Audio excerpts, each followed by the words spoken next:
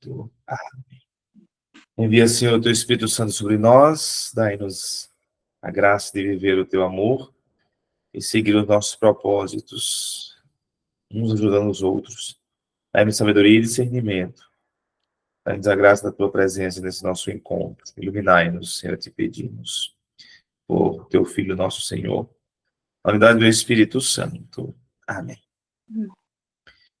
Senhor, louvo-te pelo alimento e agradeço-te pela vida. Concede-me, ó Pai, a graça de alimentar-me com moderação e sobriedade, comendo o necessário sem exagero. Rogo-te pelos pobres que nada têm para comer. Por Cristo nosso Senhor. Amém. Pai nosso, que estais nos céus, santificado seja o vosso nome. Venha a nós o vosso reino, seja feita a vossa vontade, assim na terra como nos céus. Pão nosso de cada dia nos dai hoje. Perdoai-nos as nossas ofensas, assim como nós perdoamos a quem nos tem ofendido. E não nos deixeis cair em tentação, mas livrai-nos do mal. Amém. Estamos aqui unidos e reunidos em teu nome, tu que és Pai, Filho e Espírito Santo. Amém. Então, duas boas-vindas a todos vocês. Vamos gravar. Já colocou para gravar? Já, né? Já coloquei. Beleza. Então, sejam bem-vindos todos. Hoje, de forma especial, acolho Diego Tiaroque, que é coautor do livro Emagreça Rezando. Então, está aqui conosco pela primeira vez no nosso grupo, na nossa aula de segunda-feira. Ele tem seus empenhos, seus compromissos na segunda, mas hoje, como a Sabrina está em trânsito, e ele fez esse esforço para estar conosco hoje, para suprir aí a ausência também da doutora Sabrina.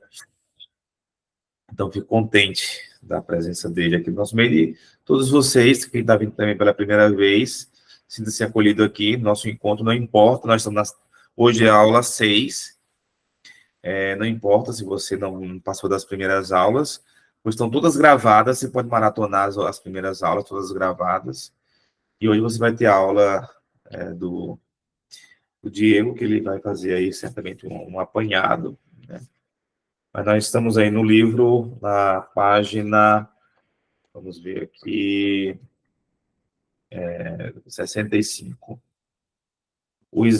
Acho que é aula 6 mesmo, né, gente? Vocês estão acompanhando? É aula 6. É o capítulo 6. Giane de Salvador, boa noite, Giane, bem-vinda, né? E outros que estão também aí chegando. Bem, o exagero serve para quê? Esse capítulo aqui é bem forte, eu diria, um capítulo forte. Todo exagero é maléfico, já começa dizendo isso no capítulo. Quando exageramos na comida, cometemos o pecado da gula, que é um dos 7 pecados capitais. Alguns chegam a chamá-lo de a mãe de todos os pecados. Imagina só, a gula. E a gente, ao longo do livro, quando vocês vão lendo, vocês vão perceber que, de fato, a gula ela vai nos abrir para muitos outros pecados. Quando você exagera na comida, você acaba ficando destemperado ou desbussolado em outras coisas da vida também. Tamanha é a força que tem a comida, né? Se não temos autocontrole, domínio de si, diante da comida, podemos facilmente ser desregrados em outras dimensões, como eu estava dizendo. Olha, veja o que dizia Santo Ambrósio mais de 1000 anos atrás. Aquele que submete o seu próprio corpo e governa a sua alma sem se deixar submergir pelas paixões é seu próprio Senhor. Por ser chamado de rei, pode ser chamado de rei porque é capaz de reger a sua própria pessoa. Então, quando você submete o seu próprio corpo e governa a sua alma, sem se deixar submergir pelas paixões, é o seu próprio Senhor. E é isso que o livro propõe. O cerne do livro é isso: ser senhor de si mesmo. Ser senhor das suas escolhas. Ah, padre, mas eu sou o senhor das minhas escolhas. Nem sempre, não se enganem. Às vezes existem forças outras que nos levam a fazer escolhas que não são boas para a gente, e a gente simplesmente se prostra diante desses instintos, dessas paixões que acabam nos governando. O livro nos ajuda a tomar as rédeas da vida, a você dizer para si mesmo: eu governo a minha vida, eu tomo as decisões, eu faço as minhas escolhas, eu sou senhor de mim mesmo. Ou então, como diz aqui Santo Ambrósio, eu sou o rei, né, da minha vida. Né? Pode ser chamado de rei, porque é capaz de reger sua própria pessoa. Então, a gente tem que chegar nesse nível de sermos considerados rei. Tudo passa pelo autodomínio na nossa vida. Uma das coisas mais difíceis é quando a gente começa a comer esses alimentos palatáveis, ou os alimentos afetivos, como a doutora Sabrina chama no seu livro. Gente, quando a gente começa, a gente não quer mais parar, porque já é a mente que está pedindo, já é o cérebro, os neurônios, dopamina, a gente quer serotonina na veia, e esses alimentos conseguem liberar uma boa quantidade de dopamina, né? E dá um prazer muito grande. Então, o prazer não é só no paladar, ele não é só palatável. O cérebro libera certas substâncias que te traz um êxtase. Então, brigar contra isso é muito difícil. Imagina você, um alimento que você gosta, né? Um doce de leite, como no domingo me apresentaram um doce de leite na palha do milho, uma coisa assim. Uma casquinha dura por fora, crocante, e molhadinho por dentro. Imagina que loucura um doce desse. Muito açúcar, hiper palatável, tá nos meus alimentos afetivos. Meu Deus do céu. É um negócio de louco, viu? Então, ser rei é dizer: não posso mais do que um pedacinho, ou nem vou me arriscar. Isso é ser rei. Isso é ser senhor de si. E passa por treinamento. E o interessante, quando os padres do deserto falam para a gente, eu cito em algum lugar também, quando você diz, você consegue esse autodomínio diante de um doce como esse, um pudim suculento, você consegue depois também dizer não a outras coisas maléficas para a vida, até pecados outros. Até pecados outros. Está muito ligado. Quando você chegar no capítulo da gula, vocês vão ver como a luxúria, por exemplo, outros pecados da carne, está muito ligado à alimentação. Eu digo aqui também: estamos deixando de ser senhores de nós mesmos, somos impulsivos a qualquer pequena tentação, já caímos. Somos presas fáceis da tirania da carne. Eu acho que eu estava bem inspirado quando eu escrevi essa frase aqui: tirania da carne. A carne é tirânica. Ela tem o seu próprio governo, sabe? Se você não doma os instintos carnais, esses impulsos, nossa, ele doma você. Então, assim, é alcançar um nível de autodomínio tal, né? Alguém pode perguntar: o que tem de mais nisso? Poderia não ter nenhum problema se não nos tornássemos escravos. A questão de nos largar no exagero, de comermos sem medida, é ser escravo. O grande problema está na escravidão. Você se torna escravo de seus instintos. E você está preso. Tem coisa pior do que ser escravo. Você não consegue dizer não. Se você não consegue dizer não, se você se lança na, aos desejos da tirania da carne, você é um escravo. Quando você não consegue dizer um basta, é como o drogado. O drogado ele não consegue dizer e parar, porque ele virou um escravo. Inclusive, falando em drogado, gente, quando eu ainda era seminarista em São Paulo, eu fiz um trabalho sobre os vícios. Naquela época, eu estou falando aí de 2002. 2002 eu fiz esse trabalho, já são mais de 20 anos aí, né? Naquela época, eu já tinha chegado à conclusão de que os vícios têm a mesma base. Os vícios, eles têm a mesma raiz, tanto o vício do jogo, vício da droga, vício do doce, todos os vícios, seja eles quais forem, eles têm o mesmo mecanismo no cérebro. E a mesma forma que a gente tem para sair de qualquer vício, vale para a comida, por exemplo. Que o que é que dizem o A, né, que criou os 12 passos? Qual é o primeiro passo? Admitir. Primeira coisa para evitar o exagero e o descontrole, desgoverno diante da comida é admitir que eu tenho isso.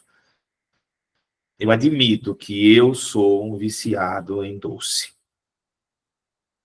Eu sou um viciado em recuperação. E eu sofro de abstinência. Eu tenho essa doença. Sou viciado em doce. Sou viciado em carboidratos. Sou viciado em pão. Para você saber se você é viciado, fique uma semana sem comer doce ou pão. Se você começar a ter umas agonia, doido para comer, salivando quando vê pão ou doce, bem-vindos aí, ou não sei se diria bem-vindos, mas brother, nós estamos no mesmo time, viu? Nós somos viciados em doces. Somos viciados em carboidrato. E aí eu admito, quando eu... olha, a crise que é dependente de doce. Quando eu admito isso, eu já começo a ter uma... Eu já posso ter uma consciência, eu já sei do perigo, eu já consigo... Já o primeiro passo é admitir. Depois que depois do admitir, eu vou, então, confessar para mim mesmo essa dependência, e aí vai começar a luta. É luta. Mas tudo começa pelo admitir. Eu admito que sou viciado em doce. E o açúcar é o grande vilão do emagrecimento. É o açúcar. O açúcar e o glúten, né? O carboidrato, o glúten, são os grandes vilões. Se você parar de comer açúcar, muita coisa já vai, já vai acontecer de bom, né?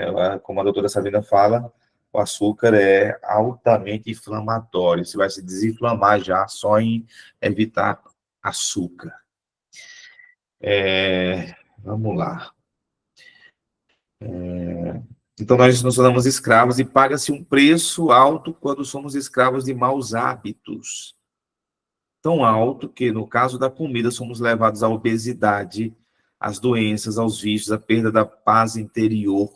Eu coloquei paz interior aqui porque é verdade, gente. Tem algo também no exagero da comida de perder a paz interior. Lembra da frase do Papa Francisco?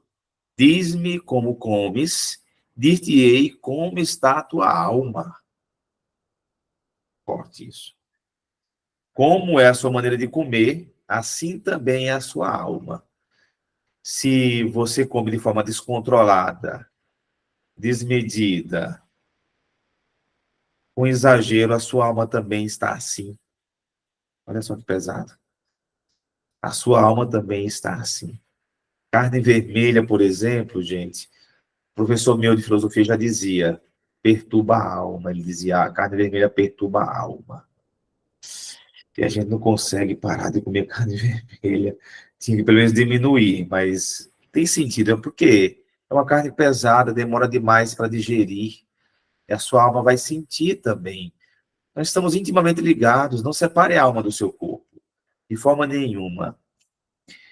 Eu quero que vocês prestem atenção nessa frase de Mahatma Gandhi, uma das frases mais legais que eu coloquei no livro, foi essa frase de Mahatma Gandhi aqui. Ele diz assim: a verdadeira felicidade é impossível sem a verdadeira saúde.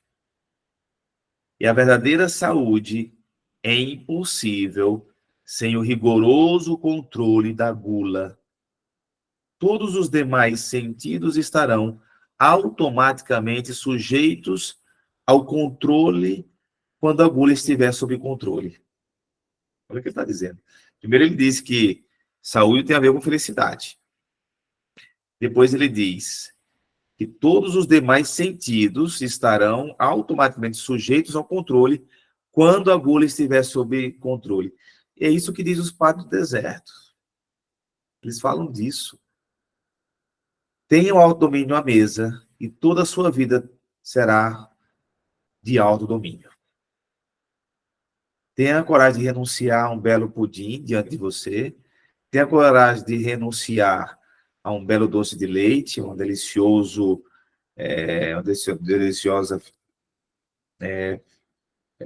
picanha com muita gordura. Renuncie isso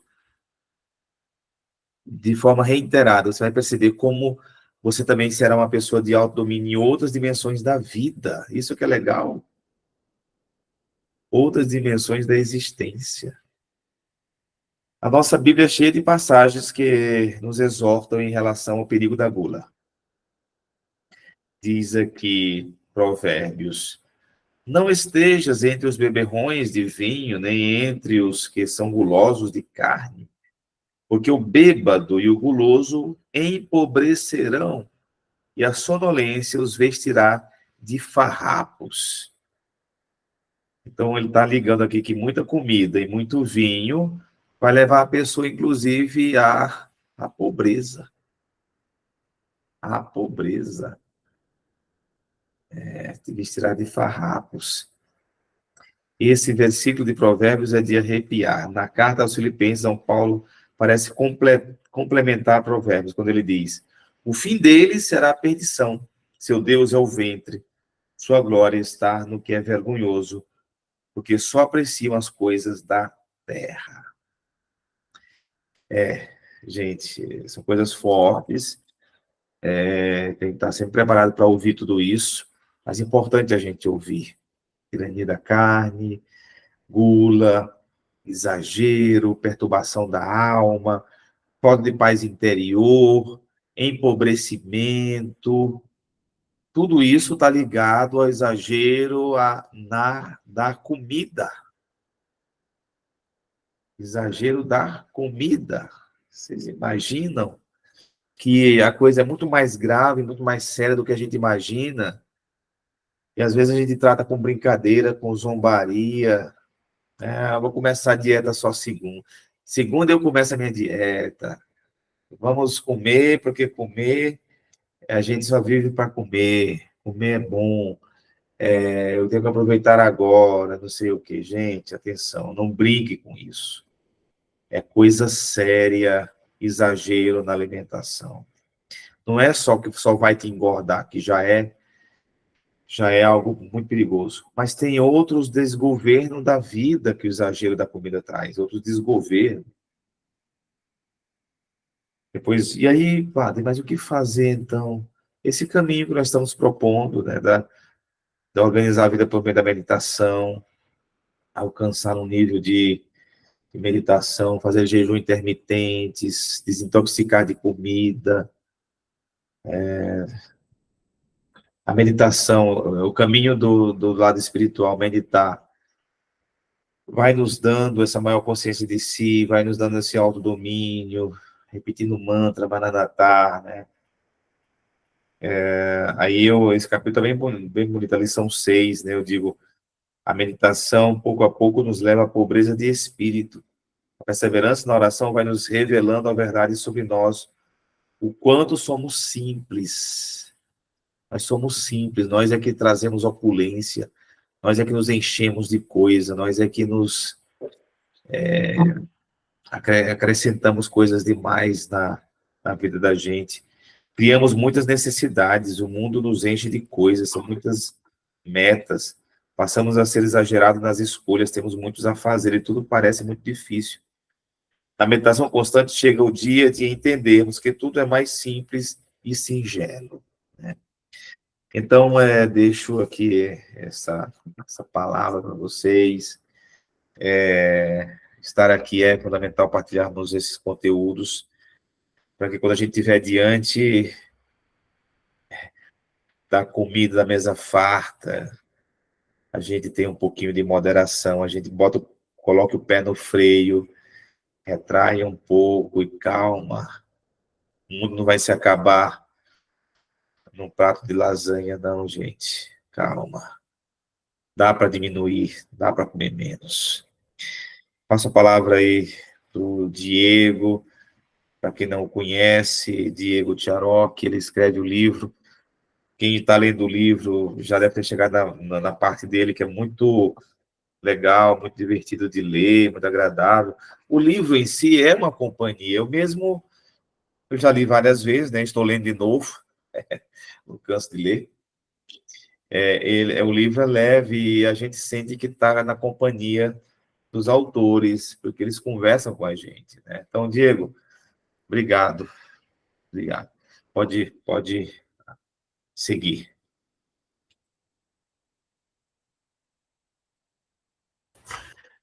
Obrigado, Frei. Obrigado pelas palavras. Eu vou tentar complementar aqui. Boa noite, gente. Para quem não me conhece, eu sou o Diego Tcharoc, um dos autores aí, coautor do livro, junto com o Frei e com a doutora Sabrina. Frei, me fala como é que tá aí, tá? Dor nas costas, no braço, depois de carpir? Porque quem não viu, depois olha os stories do Frei, que não foi que ele carpiu um pedacinho, assim, ele carpiu um terrenão inteiro, gente.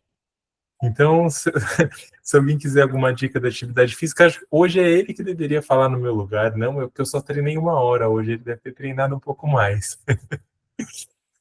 Mas legal, vou tentar complementar um pouco dentro desse capítulo 6, quando a gente fala da gula e quando a gente fala do excesso, né? E aí a primeira coisa que eu queria dizer para vocês é que o excesso de atividade física também faz mal. Tudo em excesso faz mal, inclusive a atividade física. Por que vários jogadores e por que vários atletas profissionais se machucam constantemente, né? Na sua carreira, eles se machucam várias vezes. Porque eles estão sempre nesse limite. Eles precisam levar o corpo, porque eles trabalham com isso, ao seu limite, e esse limite é muito tênue entre o que é saudável e o que pode lesionar. Então, eles trabalham sempre muito próximo desse limite, e eles acabam se lesionando, porque eles trabalham isso em excesso.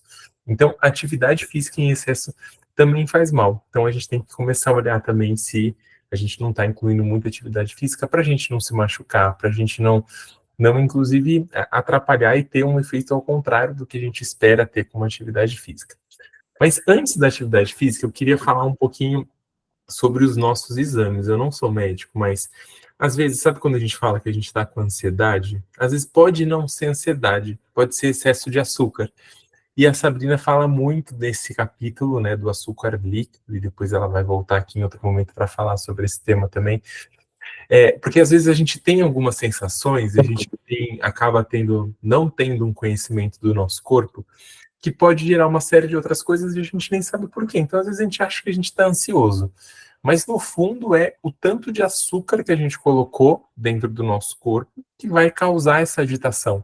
Não só mental, mas agitação do corpo. Então, verifica um pouquinho se pode não ser só açúcar, em vez de ser ansiedade. E aí também preguiça. Tem muita gente que me fala, né? Porque daí a minha parte do livro aí fala sobre atividade física, mas eu tenho preguiça de começar a atividade física. É o campeão, depois do tempo, né? Não ter tempo é o segundo. Preguiça. Quando a pessoa é sincera, ela fala, tem preguiça de fazer atividade física, eu não consigo sair. E às vezes essa preguiça tem nome. Essa preguiça pode ser falta de ferro, pode ser falta de vitamina B12, falta de vitamina D. Tudo isso vai te gerar essa sensação de preguiça. Então não é porque você é um preguiçoso, porque você não consegue. é porque às vezes falta nutriente. A forma como você está se alimentando não está te permitindo você ter todos os nutrientes necessários para você fazer uma atividade física. Então, observa também na sua alimentação. Geralmente, o que causa mais preguiça são esses três componentes: o ferro, a vitamina B12 e a vitamina D. Onde a vitamina D é o campeão. Todo mundo tem uma deficiência de vitamina D. Muita gente precisa suplementar a vitamina D. Então, é importante que você observe como é que está o nível de vitamina D. Ainda mais agora no inverno. Por quê? Uma das formas da gente receber vitamina D é com o sol. Outra forma é em alguns alimentos, né? Ou suplementando, mas o sol é uma fonte de vitamina D. Não é para você ficar 2 horas, 3 horas lá no sol do meio-dia, não, porque isso também faz mal. Mas se recomenda ficar 20 minutos, possivelmente de manhã, até as 10 da manhã, dependendo de onde você mora e do calor que faz aí, mas até 20 minutos tomando sol, você recebe muita vitamina D. Então, observa também se, às vezes, não é só preguiça. A preguiça é causada por falta de algumas vitaminas. Até a depressão, gente. É claro que depressão precisa ser tratada, mas, às vezes, vale avaliar se não era depressão. E, às vezes, pode ser só o teu intestino intoxicado e não consegue produzir a serotonina suficiente. O que que é a serotonina? Qual que é a responsabilidade desse hormônio no nosso corpo? É levar informação para o cérebro. Ele é um neurotransmissor que vai levar todas as sensações e vai conectar o nosso cérebro com o nosso corpo. Quando a gente tem um intestino intoxicado, o intestino não produz a serotonina. Isso faz com que a gente não crie essas conexões, essas sinapses. E isso pode ser também um dos grandes causadores de você não praticar atividade física. Então, eu queria só trazer esses 3 pontos principais antes da gente falar da atividade física, porque muita gente me pergunta e me fala, mas eu não consigo nem começar. E às vezes pode ser isso, pode ser alguma vitamina. Então faça os seus exames, faz um exame de rotina, vai lá, pede um hemograma completo, pede um exame de colesterol, porque às vezes a gente está dentro do peso, né? Eu posso nem estar com sobrepeso, mas o colesterol, que é uma doença silenciosa, pode ter em quem está com um peso super adequado para a sua idade, para o seu tamanho, e para a sua altura. O colesterol acima de 190 já traz diversos riscos para a sua saúde. E aí tem vários alimentos que potencializam o colesterol. Ah, mas o meu colesterol é genético. Tudo bem, eu entendo que boa parte do que a gente carrega é uma herança genética, por bem, para o bem ou para o mal, né? Então, às vezes a gente tem uma predisposição a ter um colesterol alto, mas existem outras variáveis que você pode controlar. Se você não pode controlar a sua genética, porque não dá para a gente controlar, e você herdou isso da sua família, do seu pai, da sua mãe, dos seus avós e tudo mais, cabe para a gente controlar o restante que nos resta, né? Vale controlar a nossa atividade física e a nossa alimentação e cuidar um pouco dessa parte. Então, eu queria ter esse reforço para que vocês olhem um pouquinho para a alimentação de vocês. Beleza? Ó, eu queria que a gente fizesse um alongamento bem rápido, mesmo você que está de câmera fechada aí, só para a gente aquecer um pouquinho, eu queria que você sentasse onde você está mesmo e desencostasse as costas da cadeira, só para gerar um desconforto. E girasse aqui ó, o seu ombro para trás, os dois ombros para trás. Gira bem grande, gira lá para trás, aí agora gira para frente, gira os seus ombros para frente aqui. Agora gira o seu pescoço, ó, bem devagar, respeite o seu corpo, gira para trás, gira para o outro lado. Se você ouvir umas areinhas, assim, uns barulhinhos de areinha no seu pescoço, é tudo tensão. Gira mais uma vez para um lado, e mais uma vez para o outro.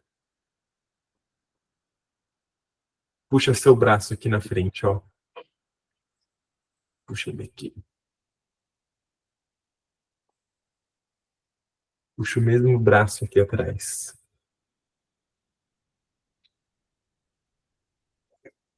Agora o outro braço aqui na frente.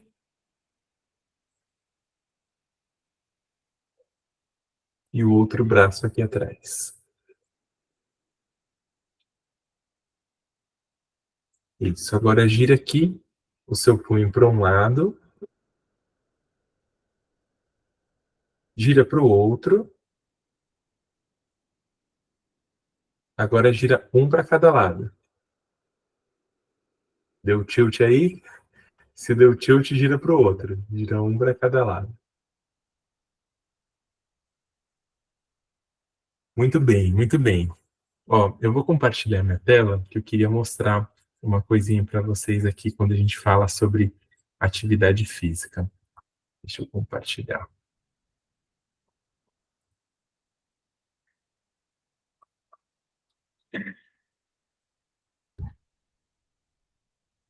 Queria que vocês dessem uma olhada nessa imagem, né? O que que tem essa imagem? Essa imagem são dois atletas. Esse atleta da esquerda é o Michael Phelps. Michael Phelps foi um grande nadador, um dos maiores do mundo, né? E essa foto é a última medalha que ele ganhou na última Olimpíada que ele competiu aqui no Brasil. Ele bateu a mão, na foto exatamente não dá para ver, mas ele bateu a mão por 2 milésimos de segundo na frente do segundo colocado.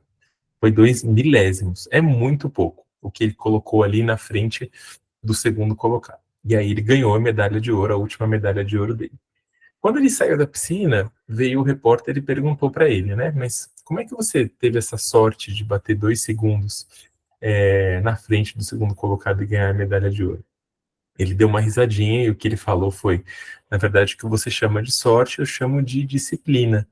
Eu chamo de dedicação durante 4 anos, de esforço contínuo para atingir o resultado que eu queria, que era essa medalha de ouro.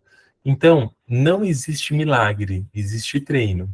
Então, se você quiser e se você busca uma atividade física, e se você busca ter um objetivo, uma meta específica para tudo que você está desenvolvendo, olha que interessante essa foto e eu onde ele fala que, na verdade, não é que isso foi simplesmente sorte, foi uma dedicação e um esforço contínuo durante 4 anos para ele atingir uma meta.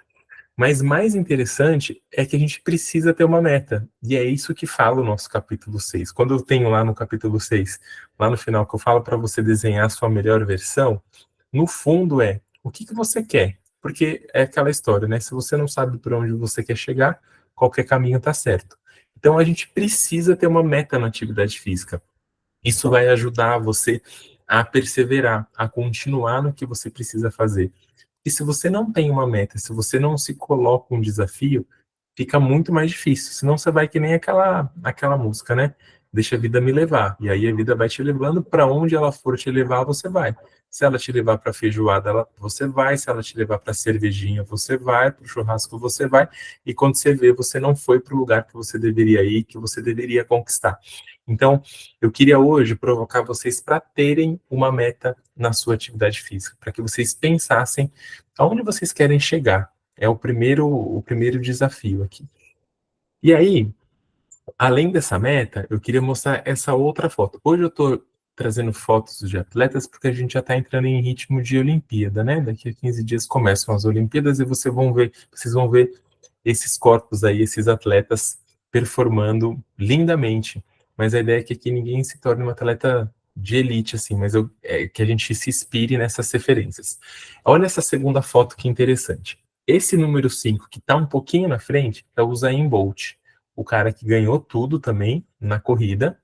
E o que eu queria trazer nesse ponto é o quanto que ele estava inteiro, conectado no momento presente, fazendo o que ele deveria fazer, porque olha como a prova acabou de largar, ele acabou de ouvir o tiro de largada, e olha como ele já está à frente dos outros.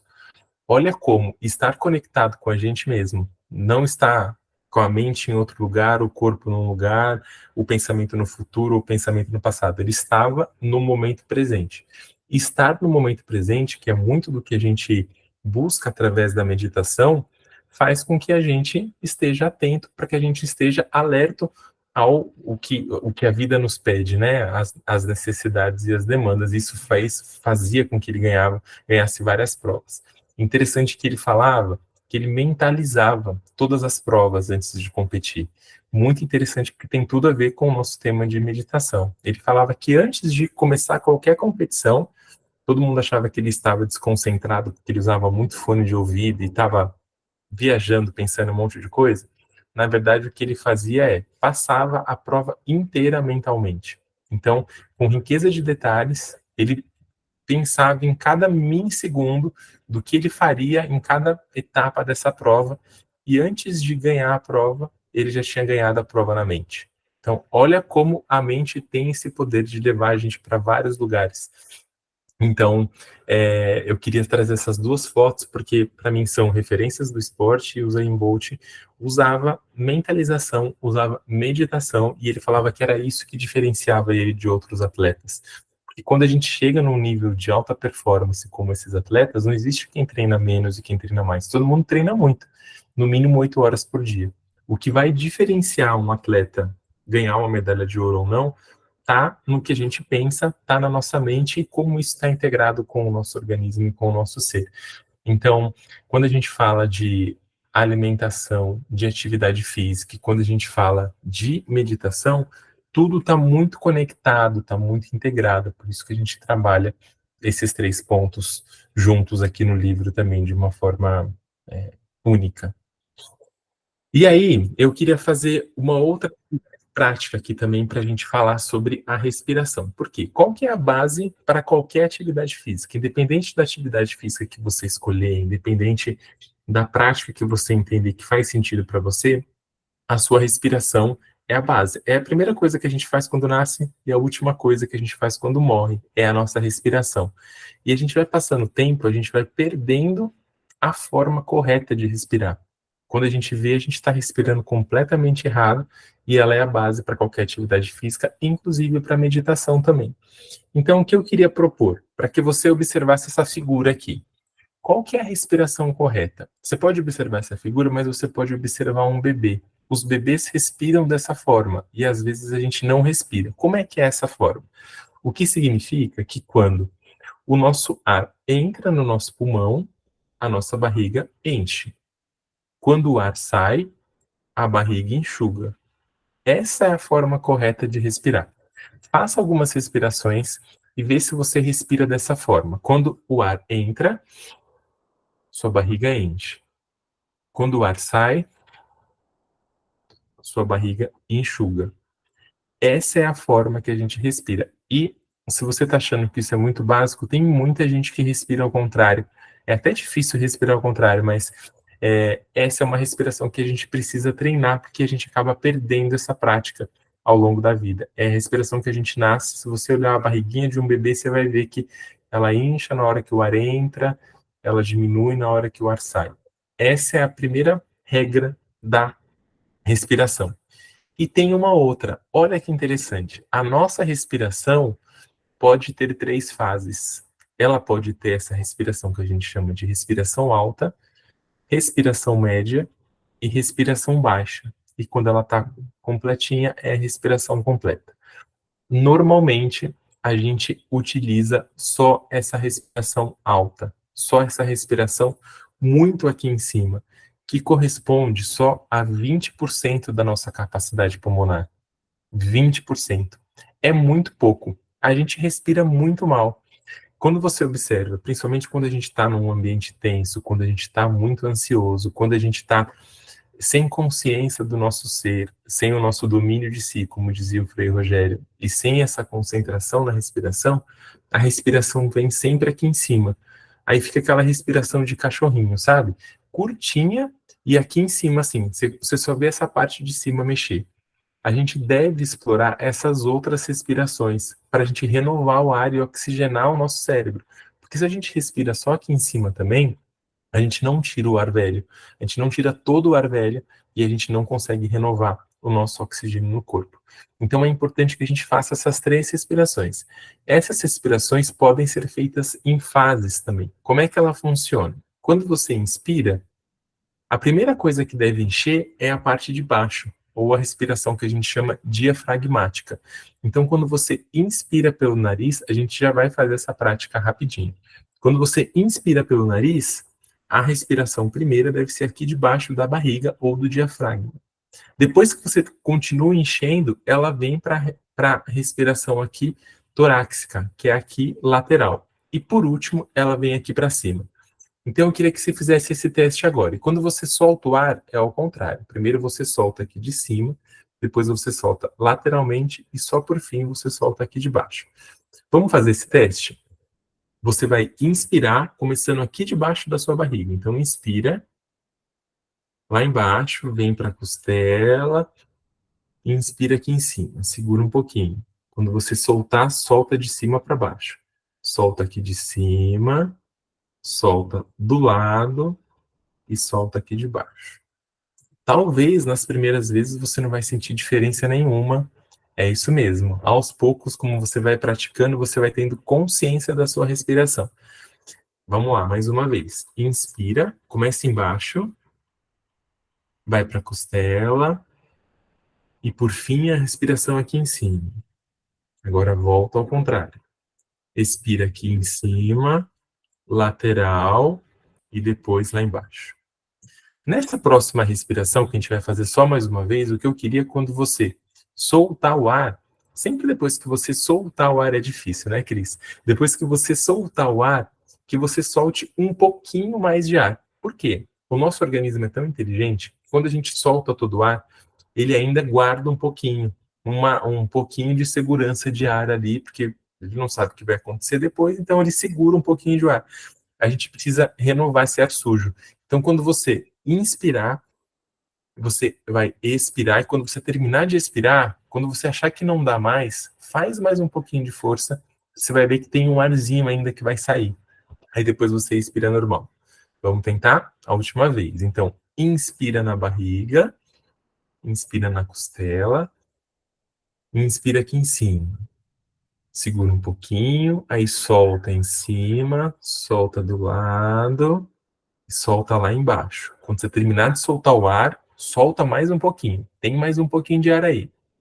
Faz mais um pouquinho de força e solta. Aí respira normal. Difícil, mas é treino. É todo dia 5 minutos que você consegue entrar nessa sintonia e ter consciência da sua respiração e utilizar toda a sua capacidade pulmonar. Porque senão a gente fica só aqui em cima, só nessa respiração de cachorrinho, não oxigena o cérebro e aí fica com aquela confusão mental e não sabe nem por quê. É porque você não parou 5 minutos no seu dia para respirar de forma consciente.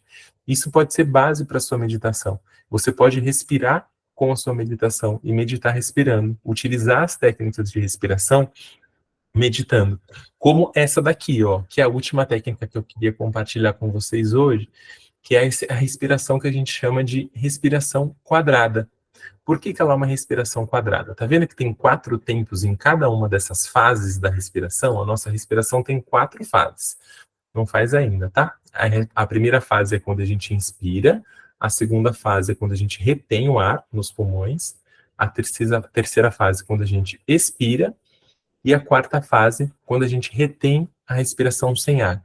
Então, a nossa respiração passa por essas 4 fases. Qual que é a técnica que eu queria trazer para vocês de forma muito poderosa? A gente fazer essa respiração respeitando esses 4 tempos, esses 4 segundos em cada uma das fases. Você pode começar com 4 segundos. Começou a ficar muito fácil? Você pode aumentar para 5 segundos em cada uma das fases. O que é importante? Que seja o mesmo tempo em cada uma das 4 fases. Quando você vê, você vai estar 10 segundos inspirando, 10 segundos retendo a respiração, 10 segundos expirando e 10 segundos sem ar nos pulmões. É uma respiração muito potente. Você pode, inclusive, fazer o Maranatá da meditação do Frei nessa respiração. Você vai inspirar em 4, Maranatá. Tem 4, ó. Dá para você fazer exatamente dessa forma. Então, eu queria convidar vocês a fazer esse teste. Vamos lá? Ó, se posiciona, você vai inspirar em 4 segundos. Antes de você começar, presta atenção, porque o ideal é que você utilize os 4 segundos para cada fase.